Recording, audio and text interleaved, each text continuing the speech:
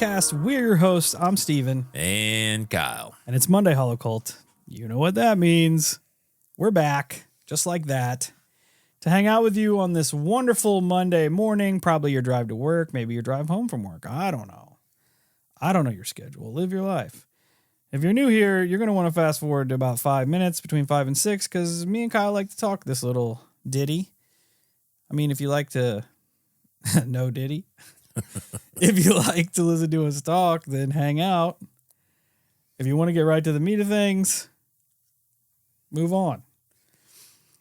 That being said, check us out at all our social medias, Facebook, Instagram, YouTube, Twitter, TikTok, Discord, Reddit. Search up the Holosky Podcast and you will find us there. Come be part of the community.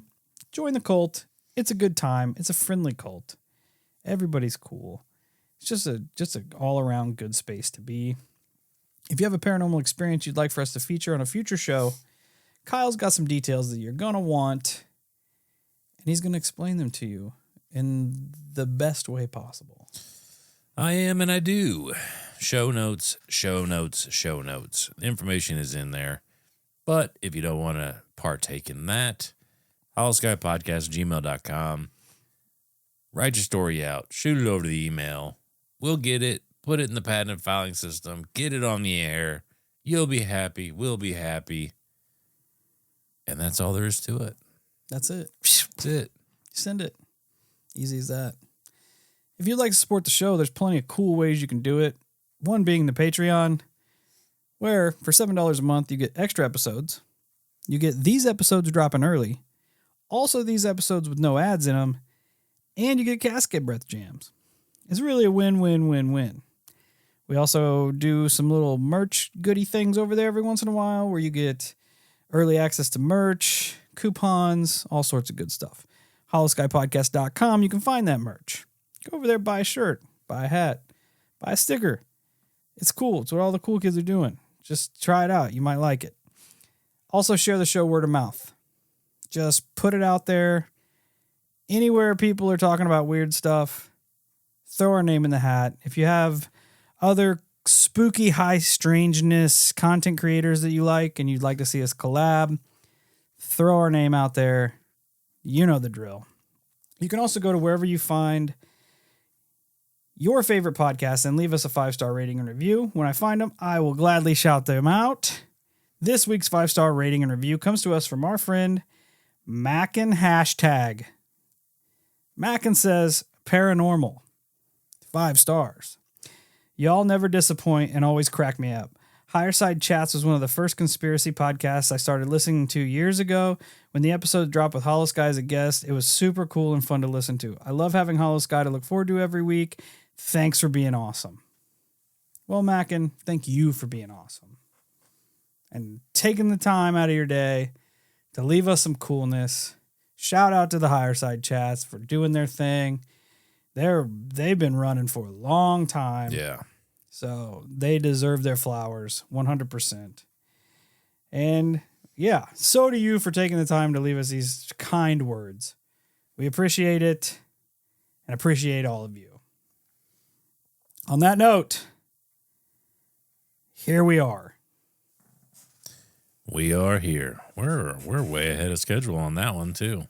Did we burn through that? Oh, yeah. 4 minutes. Look at us streamlining the show. Woo-hoo. So, I sat all week long trying to think about something to dig into. Friday gets here. I finally decide, you know what? I'm gonna try to hunt down some stories about witches. We haven't done too many witch stories, and it is a fascinating topic in my opinion. And I'm like, all right, let's go full bore, see what we can find out. It's also a topic that I would gladly sit down with women of witchcraft and have conversations with. I'd like to discuss both sides of that coin as well. You know, the good and the bad, the light and the dark, because in the end, that's what Holosky is here for. It's about the journey into the weird and trying to understand as much of this hidden world as we can. I feel like it gets a bad rap from people that don't understand it and is very out of context. Oh, 100%. 100%. I agree. Yeah. I absolutely agree. I think a lot of it is stigma. A lot of it's fear. I'm sure there are ignorance. Yeah, ignorance. I'm sure there are bad apples, so to speak. But that's humanity. Yeah. So, but another reason why I really want to sit down with people, we talk, we walk, with people we walk this life. Among other topics, I really enjoy what Steve and I do. I've sat and talked with Steve about this plenty of times. We're essentially in how we're doing things. We're sharpening the sword with all of the research that we've done. We chose, ironically enough, we chose the hard path with Holosky. We ourselves are sitting down and doing the research into these topics. We're forming our opinions. We're walking the path. But the internet is, in a roundabout way, not of late. Some of the episodes we found have been great, but it kind of gets a little boring from time to time. It's this constant back and forth. It's really hard to sit and find sites that are just kind of all in on these topics. You find a lot more anymore that are just kind of disproving everything. It does get tedious. Oh, it does. And it's just, I'm looking for the all-in version of the story. That's what I want. I'll decide what comes out as not real or real in the end of it. But I do want to talk to people who walk the walk, man, who live this life. But with all that being said, I have two cases here. Like I said, I initially dove in. I wanted to dive into witchcraft. I fall into voodoo is what ends up happening. Nice. Yeah. So we're going to start off with a woman by the name of Julia Brown. Born in 1845, Julia was a voodoo priestess who lived in New Orleans, which is some of the known heart in America for voodoo. In the 1860s, she moves to a small village of Frenier in the middle of Manchoc Swamp. The setting of the story is already essentially amazing because you think of the setting and you visualize voodoo to the fullest. This little village had no doctors. It was also a rather long trip to New Orleans from this little village. So Julia is sought after by all the locals to end up being the local healer because there's no doctors on site. Julia really takes to this idea. She even begins learning more about how to help people, which I admire this aspect of the story because I feel like 99% of the time you hear voodoo, hoodoo, witchcraft, as me and Steve kind of just went over, we always attribute it to evil and fucking baby eaters. Catches a bad rap. It 100% does. Regardless, Julia would travel the village performing her rituals to help with all types of illnesses, cure infections, and even help with childbirth. Everyone that she helped would recover quickly. It didn't take long for the locals to be essentially 100% down with Julia and what she was able to do. They knew that what she was harnessing worked and was extremely powerful. Now we move into a little bit of a heartbreaking portion of this story, not to mention the human condition of it as well. So Julia at this point, through working with voodoo and healing people, taking care of people, she ends up being loved and respected by all the townsfolk. The problem was, and this is with so much of life, Julia began to feel taken advantage of. Because in fact, Julia was always, and I mean always, there for everyone in town. But it gets to a point where it's now expected of Julia to do these things. So she starts to rightfully so get a little bit bitter about things. I get that. Yes, absolutely. That's a sucky spot to be in. It really is.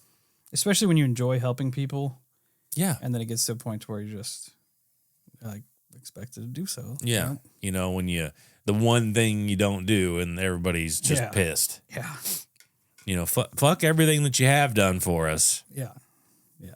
But so, according to some reports, Julia begins to kind of change her ways. I think she still ends up helping people, but she gets a little bit more bitter and she starts to scare the locals, predicting when bad things were going to happen. People were terrified at this point because they couldn't tell if she was foretelling the future or if she was placing a curse on them, right? So they all started to get really worried, and rightfully so. Not to mention, it's a very superstitious time in history. Which, if you remember the description of the town, it's extremely small. The town consisted of no more than, reportedly, at 350 people. I did see a report of up to 800. Still pretty small. 350 is about like this.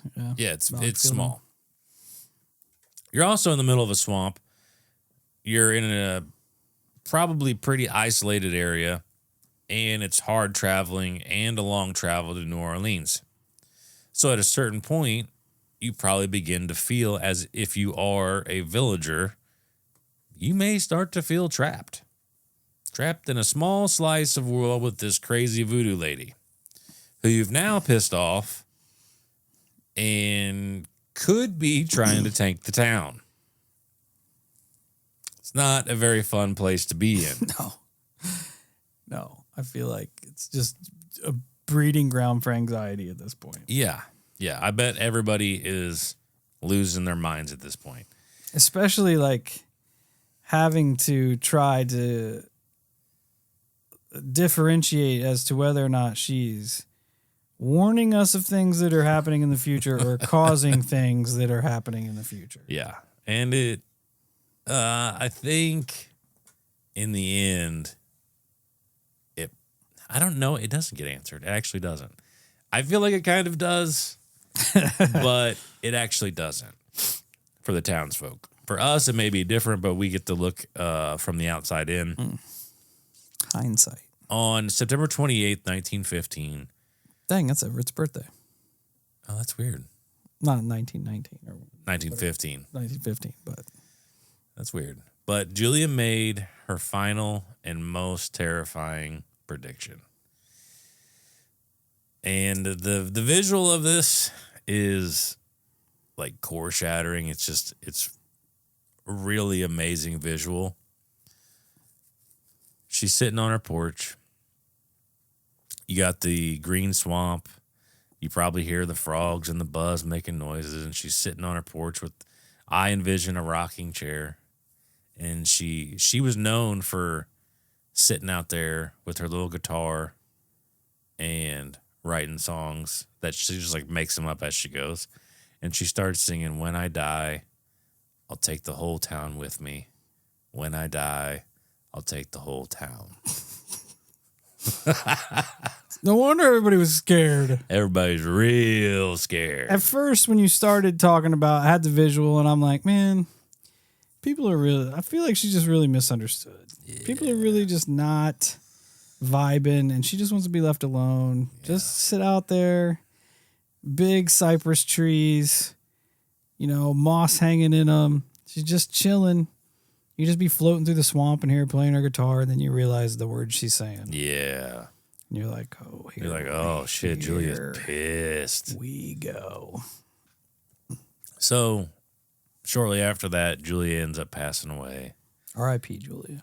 The townsfolk at this point were kind of just out of their minds because they knew that everything she predicted before has come to pass. So, the funeral happens. Everyone in the town gathers at her funeral. They even said people traveled from other small villages to be there because everybody had so much love and respect for Julia because she had done so much good. The funeral was held at her home. Her casket was placed in the customary wooden box that was placed on her front porch so everybody could come by and see her. Supposedly, as the story goes, as the nails were being driven into her casket, a devastating hurricane strikes. Oh, what? And I think I saw a report that said it was like a Cat 4 hurricane. Ooh. It left the town with 2 survivors. Oh. Everybody got smoked. Oh. Everybody got smoked. One of the guys who survived said, he's like, I witnessed waves just burying people. This happened during the wake. Yes. Yes. That's a little unnecessary. Julia. It absolutely levels the village. There's nothing left. It's a little unnecessary. All the homes are gone. Everything. I get it. You felt slighted, but Oh, she smoked them. that's a little excessive. And from what I understand, the little village was like on a little island at that. Oh yeah, just So it gets leveled. Gone. R.I.P. Village. On October 2nd, 1915, the New Orleans Times wrote an article about what had happened. They described the events and told of how many people went to they called her Aunt Julia, that many people had gone to Aunt Julia's funeral. However, the hurricane hit and people abandoned her. Her corpse was actually later found. Oh, God. But people would go on to claim that they would see skeletons surface only to drift down the swamp. That's ominous. Yes. In the end, a lot of people knew Julia actually refused to believe that she would have cursed the towns. So they were just in utter denial. Like, no, she didn't curse the town. She was warning us of what was to come. Which is understandable because she did a lot of good things for a lot of people. But she also said, I'll take you with me. I'll take the town. Unless it was a direct reference to the funeral. You know, her passing and her death, her funeral, then the hurricane comes in and kills everybody. It is kind of foretelling. It is a little bit. I guess it just depends on how you look at it. Yeah, if you take the maliciousness out of it, it's saying when I die, everybody's going to go with me. Not I'm taking everybody with me necessarily. Yep. But everybody's going to go with me. So it could be. It it's depends on context. depends on how you look at it. You know? Let's hope Julie was just still doing good. Yeah. I get it. She was exhausted. Everybody started taking advantage of her. Would she really take the whole town out? Probably. I kind of like to think so. Yeah, I probably did. Yeah. Let's be honest with ourselves. Yeah. You hey, Julia, we're trying to give you the benefit of the doubt here. You slighted the wrong woman. Yeah. Village. Yeah. Now look. Yeah, because by all accounts, she was a great woman. It's just everybody took advantage of her. Yeah. Don't do that. Yeah, that's not a nice thing to do. You could at least made her dinner or something. Yeah, I'd tell you to do better, but it's kind of ain't too no late. village left. Too late. Apparently, the only thing left on that island where Julia once called home is a big cemetery for everyone that they were able to find that had died that day. Yeah, and a bunch of floating skeletons. Yeah. Which, of course, people to this day claim that location is extremely haunted. I can see that. Yeah. A lot of trauma there. Yeah. Yeah. And that was kind of the end of Julia's story. It was a short, quick one. But I thought it was fascinating to, especially when she got it. Like I read the part where she was singing, I'll take you all with me. And I'm like, this is ominous as fuck. Yeah. You can almost the way you painted the picture, you can almost hear it. Yeah. Because I had my eyes closed when you were talking about it. And like I said, you just picture going through the cypress swamp and the bugs and the frogs are chirping. And you're kind of like, I'm traveling on like a canoe or some shit. And you just start hearing it echo through the swamp. It's real soft at first. Yeah, you can't quite make it out. You know it's a woman singing and you're like, man, this is sus. And the closer you get, you start to make it out. You start to make it out, and you're like, oh, I got to get the fuck out of here. Yeah. And that's exactly what happened to me when I'm writing this episode. I just kept getting strong visuals, and it just kind of made me fall in love with the story more. Yeah. Because you see it, you feel it. I love, like, I have never been down there, but I love, like, there's a certain kind of romanticism about that whole area. Like, Oh, absolutely. like New Orleans and all of that, the swamps and everything. I just want to go down there and experience it like one time. Yeah. Like just kind of get the vibe of the culture and everything. Just experience it once, see how it is, and go from there. Yeah. Because I feel like like the only word I can use for it is like it from what I see, it's like an experience. Yeah. Yeah. And this next one, this is the one I had so much fun with. And the visuals I get from when I was writing this section of it, man, it's like my mind eye transported me back in time to witness her life highlight reel. The imagery that pops in my brain is I can't even express how powerful. It was almost like whenever you and me were at the spirit convention and I found that tarot reader. Like, it had that much power when I'm reading about this lady. That's wild. It's crazy. So I'm sure a lot of you have heard of her. She is a prominent figure in New Orleans voodoo, and it's Mary Laveau. She is a very well-known practitioner of voodoo. They nicknamed her the Voodoo Queen. And I'm not gonna lie, she lives up to that name. That's a dope moniker. Yeah. She, like, a lot of supposedly one of the American Horror Stories depicts her, even though it depicts her disparagingly, like that she was a killer and stuff like that. It's not the case. But yes, the nickname is extremely gangster. It just makes her sound super cool. But she lived from 1794 to 1881, which, mind you, is amazing considering everything.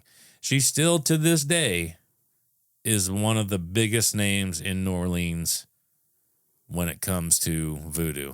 At this point, as long as people keep sharing her legacy, she will essentially remain immortal.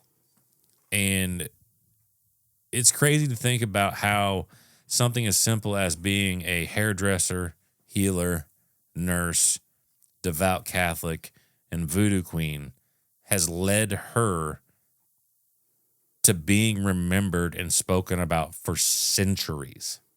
It's pretty rad. That's crazy when you sit down and think about it like that. I did find some pretty interesting information, though. It kind of goes off in some different avenues here, but I'm sure a lot of you caught that she was a devout Catholic. Kind of seems controversial, right? Catholicism, voodoo. However, apparently these two overlap, and they overlap for specific reasons. Catholicism actually had a hand in creating, so this is what I read, so please don't get your panties in a bunch. Yeah, we're learning too. Yes. Hollow cult. Yes. So if you already know this stuff and you're thinking, these idiots. Or if you have contrary evidence / beliefs that go against this, I'm just kind of doing my research here. And I found this extremely interesting. But apparently, Catholicism had a hand in creating what we now know as New Orleans voodoo or Louisiana voodoo. Little history lesson. Africans who were brought here through slavery would practice religions of their homeland, which makes perfect sense. Most of the slave population came from West Africa and the Congo. So the more influential religions from these areas were the Yoruba religion and the West African Voodoo religion. Both of these were different, but with all religions, they all kind of have commonalities between them. And that's with religions across the planet, right? We can almost find parallels in just about every religion. But with these religions in specific, they were animistic, which means they view inanimate objects like trees and rivers as having spirit or soul, Yeah. which the natives did too. They also share common interest in ancestor worship based on the immortality aspect or a continuation of life after death. They both also believe in a supreme divinity. It's Maui in Voodoo and Oldemar in Yoruba religion. So in ways, they parallel Catholicism. Maui and Oldemar resemble God. The Catholic saints would resemble a form of ancestor worship as well. So once people from Africa begin to come in contact with the French and Spanish Catholicism in Louisiana, they begin to bridge the gap in diverse ways. It began to form, as all these religions are kind of mixing together, it begins to form its own spirits, angels, ancestor heroes, and it combined rituals from both traditions of Catholicism and these African religions, which I find super fascinating. And from all of that, reportedly, Louisiana voodoo is born. That is its conception. When all of these things begin to melt together, and the sharing of stories and concepts, and I just find it fascinating that people, because a lot of religion can be interpretation. It's how you interpret the things that are written down throughout time.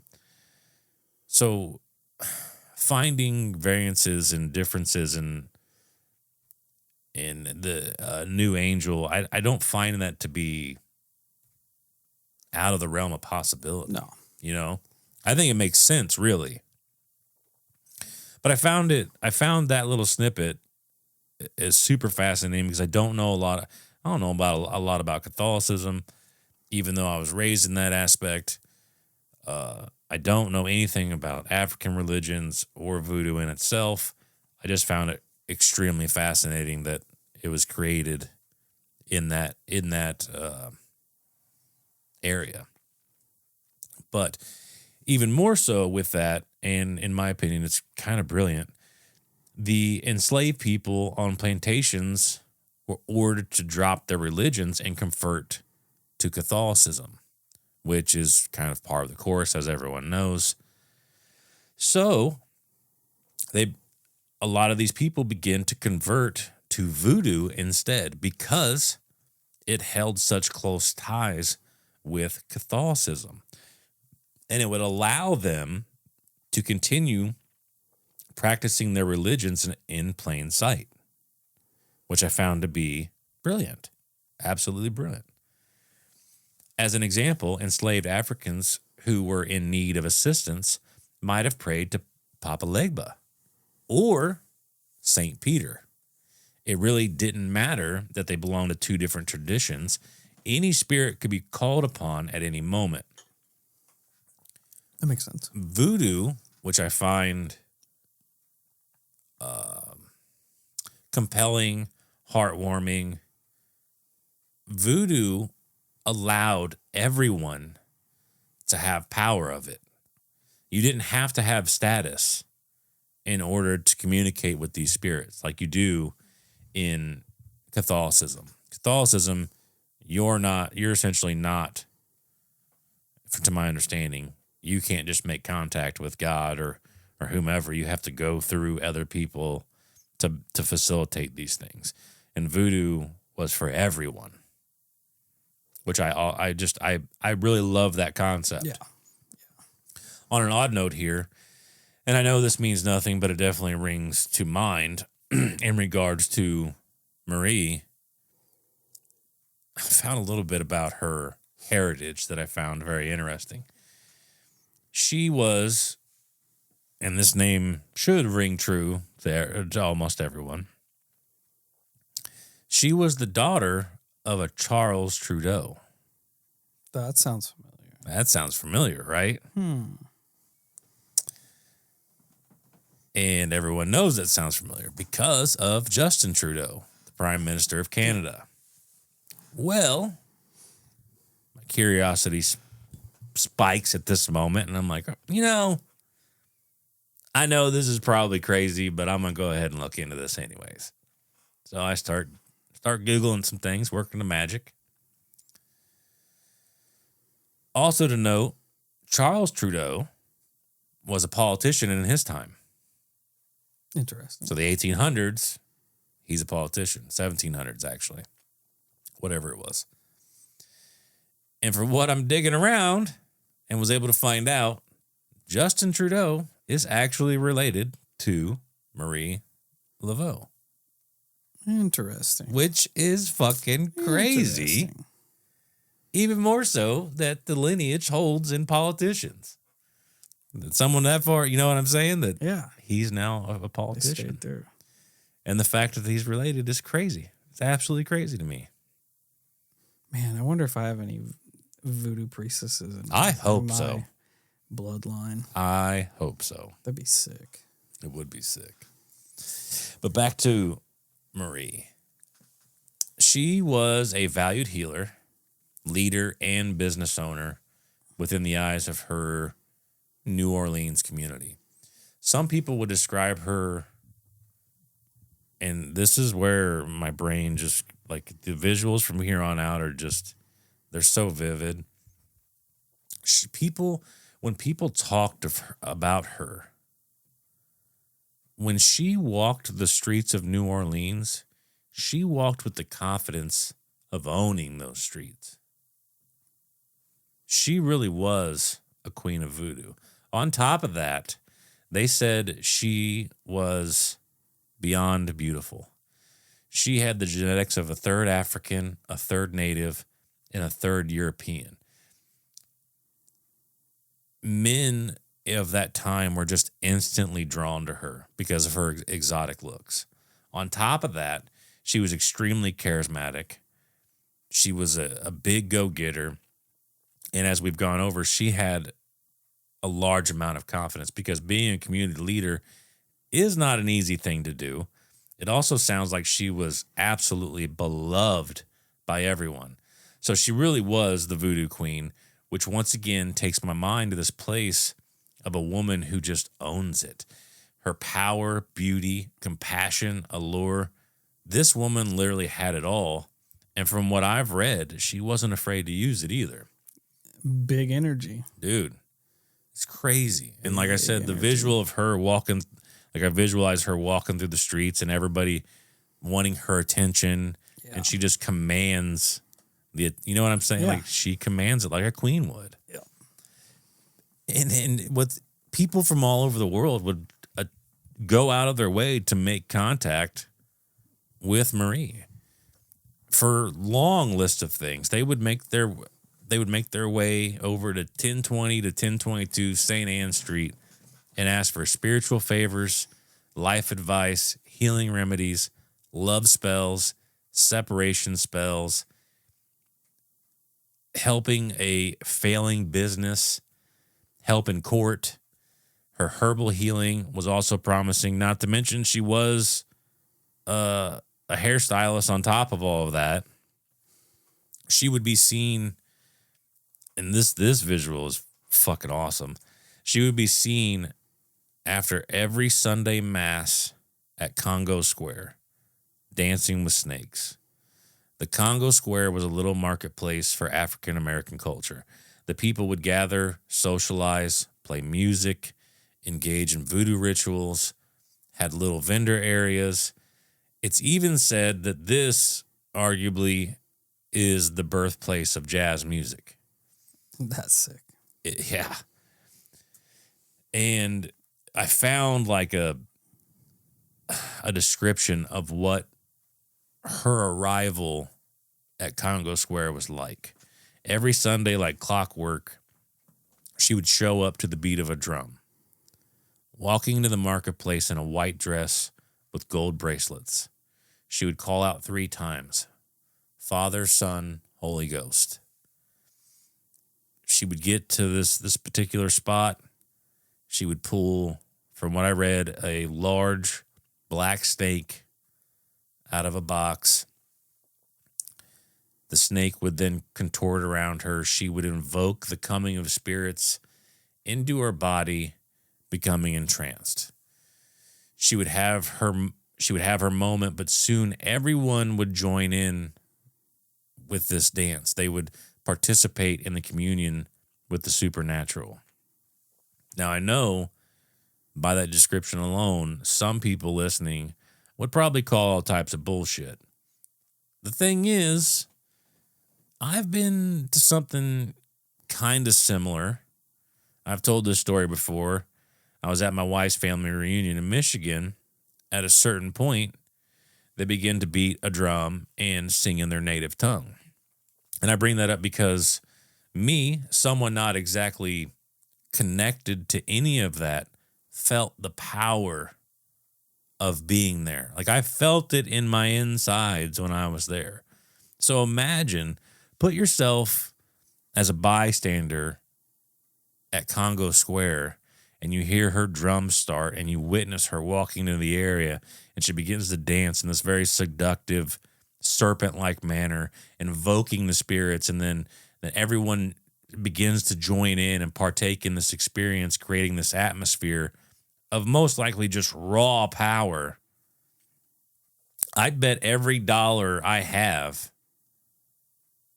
that that moment felt amazing for everyone involved.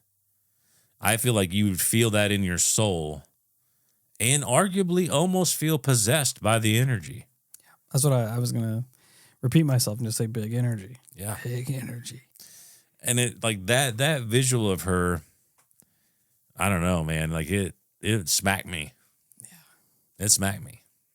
The fact that she had such a reputation and built up so much rapport with everyone that people would travel from all over the place to work with her is awesome. Yeah, it speaks volumes of who she was. I also love that, like, it's a real thing. Like, that's reality. Yeah. Like, you could work with someone to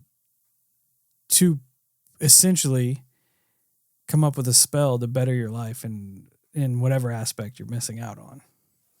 Which is awesome. Fucking I think it's awesome. Amazing. Of course, I found some evidence of naysayers, and I will present that. I'll present that.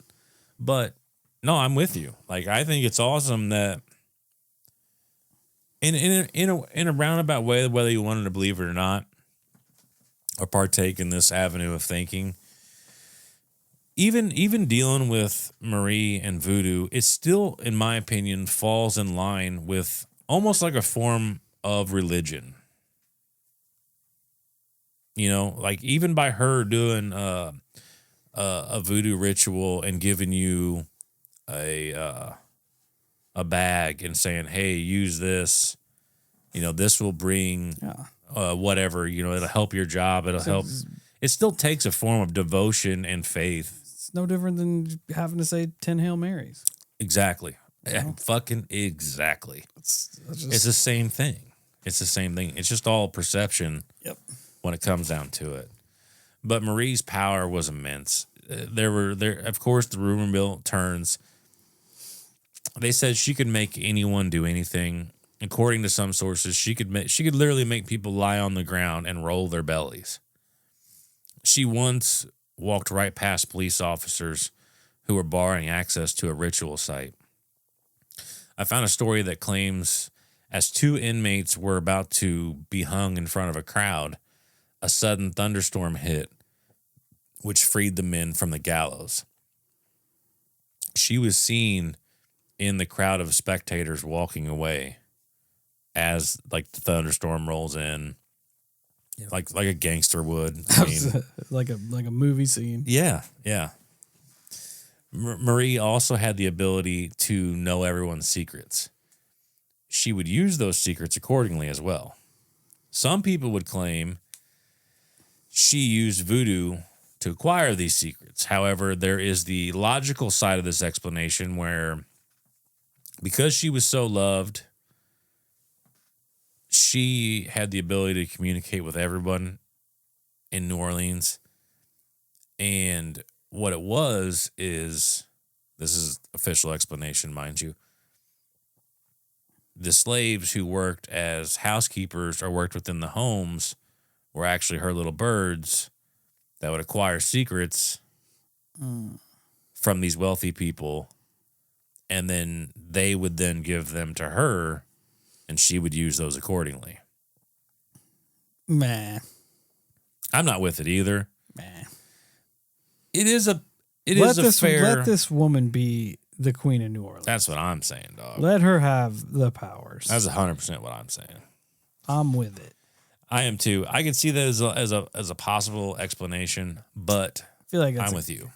That's a cop out to try to take away from the voodoo queen. That's where I'm at, and that's a great way of putting that. To take away from her. Yep, 100%. To take away. It's just that. People trying to downplay her.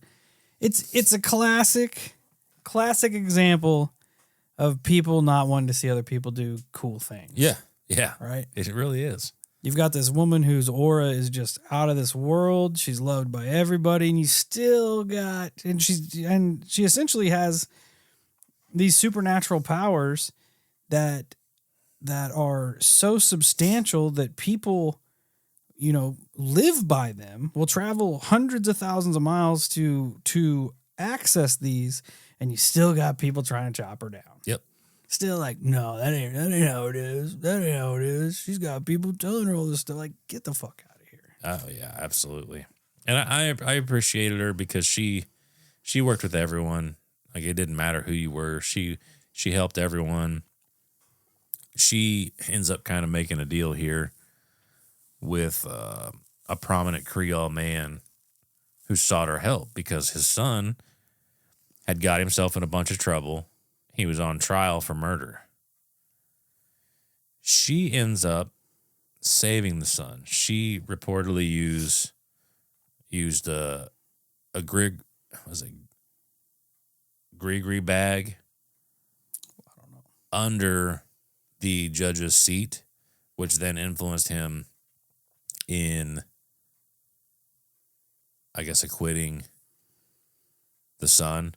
So because of that, the prominent white Creole dude was like, hey, a deal's a deal.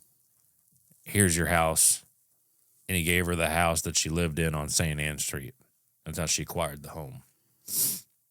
Most of her work, obviously, though, as a voodoo practitioner and a healer, was done in the privacy of everyone's homes. Marie was, by all accounts, a wonderful woman. She would take people in to her home. She adopted children. She paid for young children to go to school, even though she never went herself. The magic that she focused on, or the magic that is focused on most in New Orleans voodoo, is either white magic or black magic, and then you have these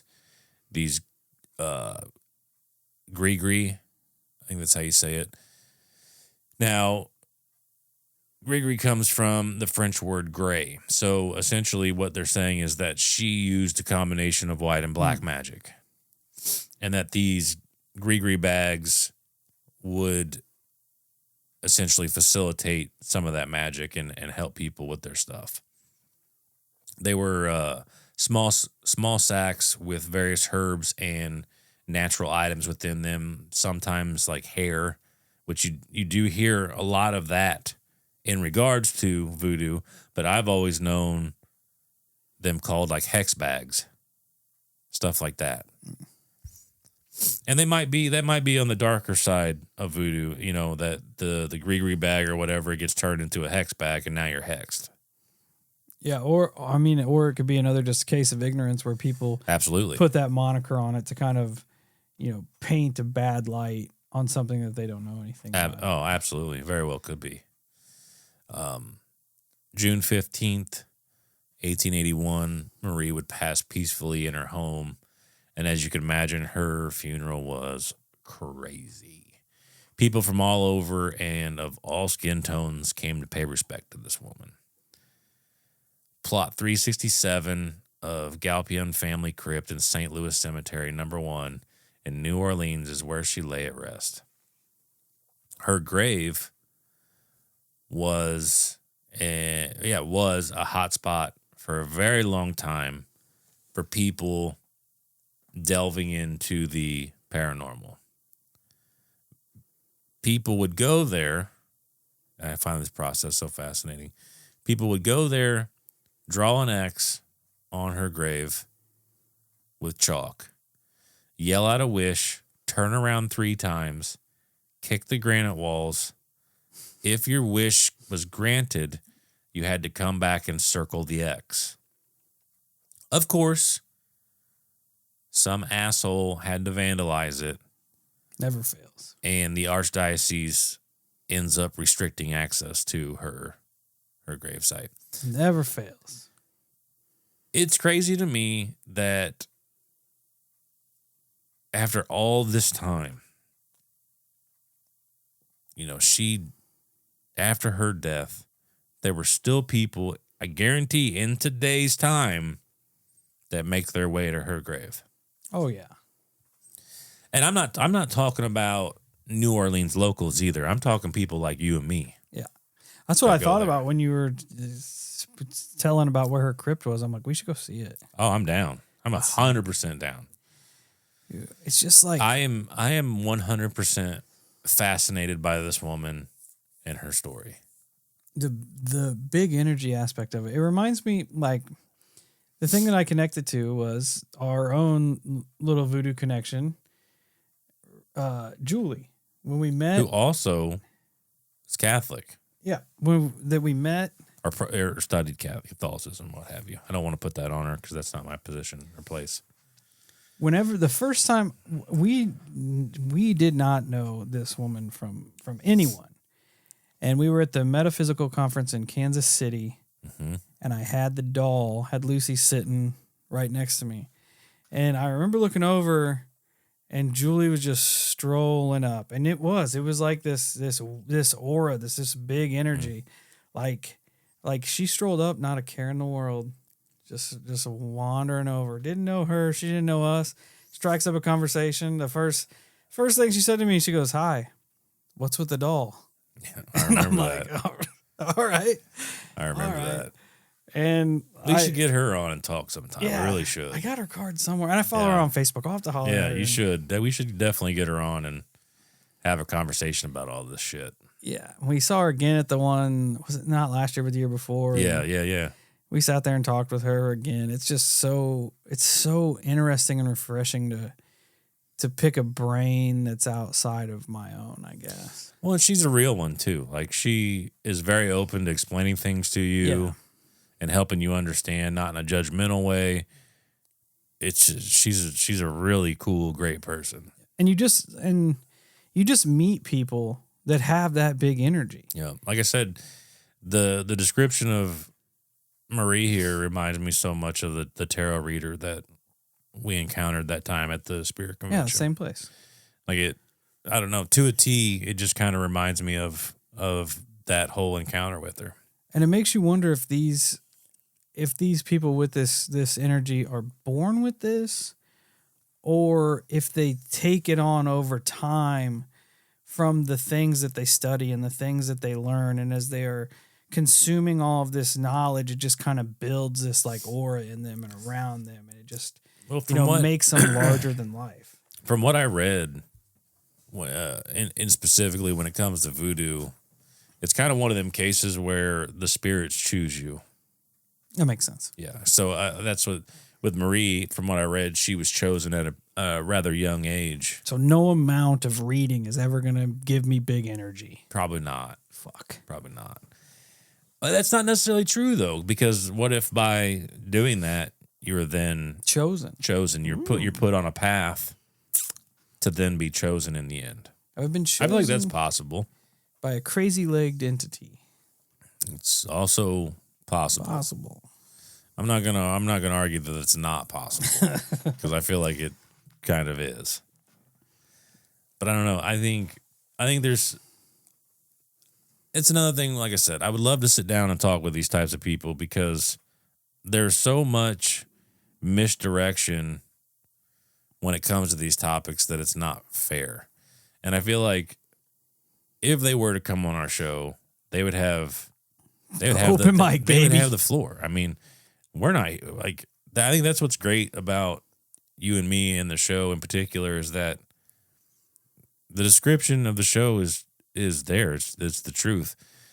You're joining two friends on their journey through the paranormal, and by proxy, you are now partaking in the journey through the paranormal. Yeah. We are learning it. We came in with very limited knowledge, always been fascinated by the journey. Now we are consuming knowledge and learning as much as we can. And I feel like people that come on and decide to have that conversation, you're teaching us something. We're not here to judge you.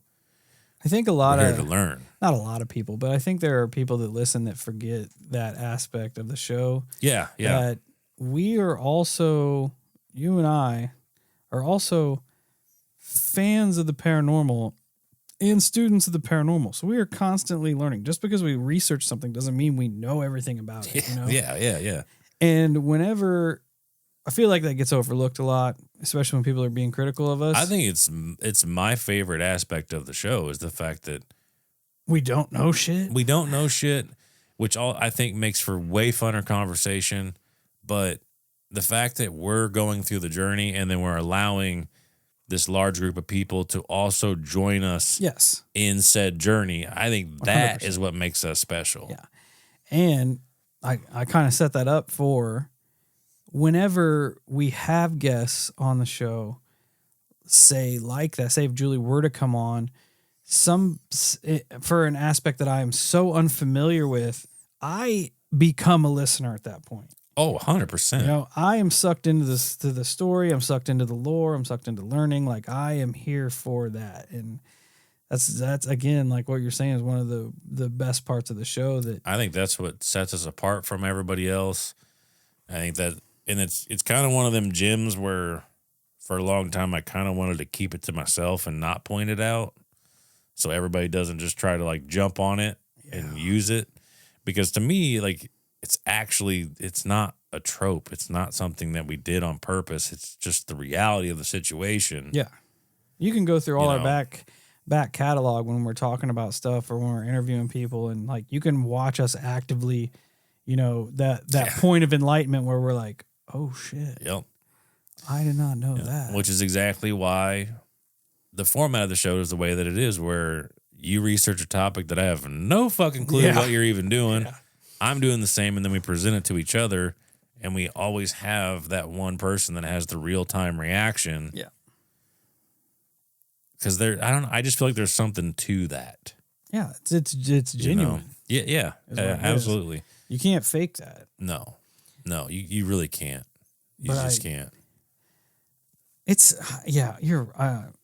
To circle back around, we definitely need to get Julie on here. That way we can talk with her and just kind of like at that point it's just open mic. Yep. I'm fascinated. I'm especially like learning the little bit about what we just did. Like this is you know that's just scratching the surface of all of that shit. Oh yeah. But just learn that little bit that it was influenced by Catholicism, and it was all these different things put together and the so on and so forth. And the fact that like I cannot express much how much like respect I have for Marie and the type of person she was, that it is the complete opposite of voodoo when you think of voodoo. Yeah. She's the complete opposite. It's been painted in such a negative light, probably especially in the United States. And that's what they said. They said that the slave owners and stuff of the area were terrified of it because they didn't know what any of it meant. Yeah. It's a lot of it is depicted with like scary masks and all this like skeletons and dark imagery, and that freaked a lot of people out. And it's almost its own form of rebellion. Oh, 100%. I mean? Absolutely. Like, we're not going to, just take on what you want us to take on. We're gonna do what we need to do to keep our beliefs and our religions alive despite what you want us to do. Yep.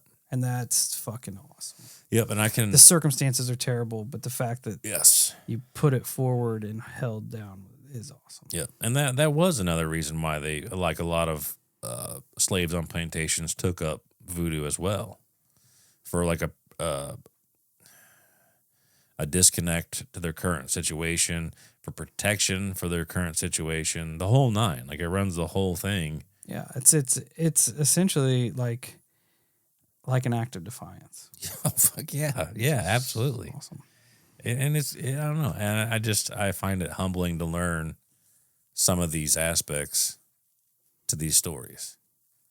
You know, I don't know.